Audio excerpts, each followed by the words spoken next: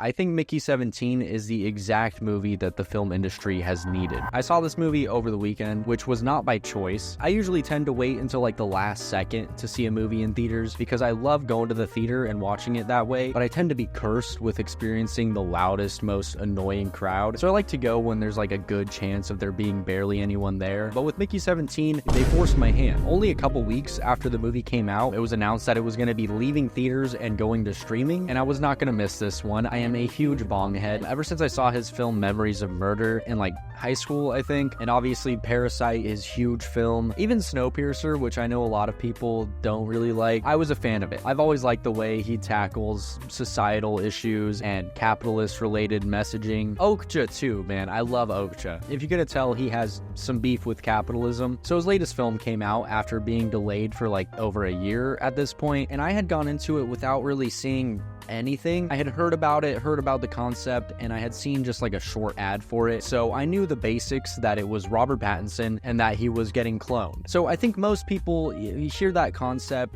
see the trailer and stuff, and you go into that movie thinking this is going to be another of the sci-fi movies that tackles, you know, what is it to really be cloned, to be reborn again? Is that actually you, or is it just killing you and copying yourself? Like the movie Moon, for example, which is probably the best example of that being done. So I personally was kind of hoping they would veer from that a little bit, just because it's something that has been done so many times, and I can't really imagine it being presented in a more interesting and thought-provoking way than we've already seen. So lucky for me, spoiler alert, Mickey 17 didn't do that, and it kind of bounces around that philosophical question in a way more lighthearted and kind of Wes Anderson-y way. For a quick rundown of the synopsis, Mickey basically runs into trouble with his friend Steven Yeun. They open a macaron shop with a loan that they can't pay back and are told basically, you know, if you don't pay off this loan, we're gonna cut off your freaking head. So they do what anybody would do in this situation. They head off of the planet because it just so happens that Mark Ruffalo's character, who I can't remember the name of, but he's like a dictator leader that has lost a couple elections and is kind of just this pompous asshole that has his cult-like fan base and the other side of people that hate him. Yes, it's very obviously a satire for Trump, even though Bong Joon-ho has stated that it's not, probably just trying to not get his film banned in the United States. But this dude is heading off of Earth and basically trying to create his own colony. So he's recruiting a bunch of people to go onto the 4-year expedition with him. And so Mickey and his friend hop aboard, but while his friend was able to actually land like a real job on there, Mickey has absolutely no skills, so he applies for the only thing that he's qualified for, an expendable. The job pitch is basically that they copy his brain to a chip, or like this brick looking thing, and then they just send him out to do things that will probably kill him, you know, test things on him that are definitely going to kill him, and just print him out again and keep doing it. Really cool concept. And that's basically the whole setup for the movie, which I think a lot of people were jiving with, but the way the movie ends up going kind of comes out of left field in a way that was obviously very divisive for a lot of people. See, they kind of glaze over the philosophical question of cloning and what it means to be a conscious being, and that is clear immediately when the two Mickeys meet. When Mickey 17 is left for dead on this planet, but the aliens decide to save him instead of eating him, so he comes back to a ship that thought he was dead, only to see Mickey 18 in his bed, where the movie immediately stops you from your first thought of being like, holy shit.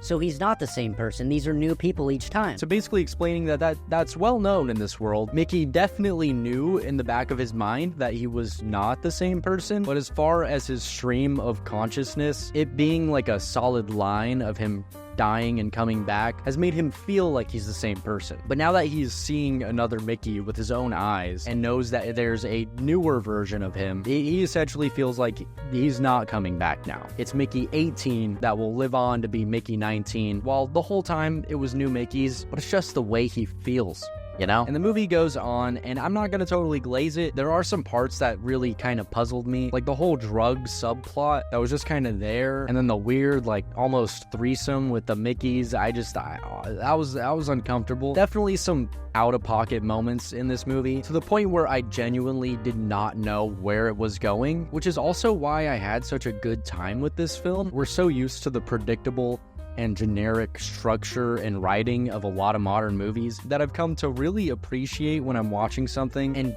can't predict its next move, which is why I found it so strange that this movie has been pretty divisive, because in a post-superhero movie crazed world where people are yearning for something original that takes chances, I would think most people would like this movie. I know it's not Parasite, but instead it's totally flopping. But we got that cast announcement for Avengers Doomsday. You hear that they brought back everybody that died? Yeah, they're just like an alternate version that's evil now. It's sick. Part of the failure of this movie is also, I think, in the marketing, because you really gotta shove stuff in people's faces these days. And I don't know if Bong just didn't really care, but I did not see a lot of advertising for Mickey 17, to the point where I was thinking, when does this movie come out? I looked it up and it was already out for 3 days. So those are my thoughts on Mickey 17. I thought it was one of the most refreshing kind of action comedy movies I've seen in a while, and I'm personally hoping to see more like that. Let me know in the comments what you thought about the movie, if you thought it needed more Thanos, more Spider-Man. Nah, but seriously, if you hated it, I'm genuinely curious to hear your thoughts. Thanks for watching. Hope you enjoyed the first video on this freaking channel. Bye.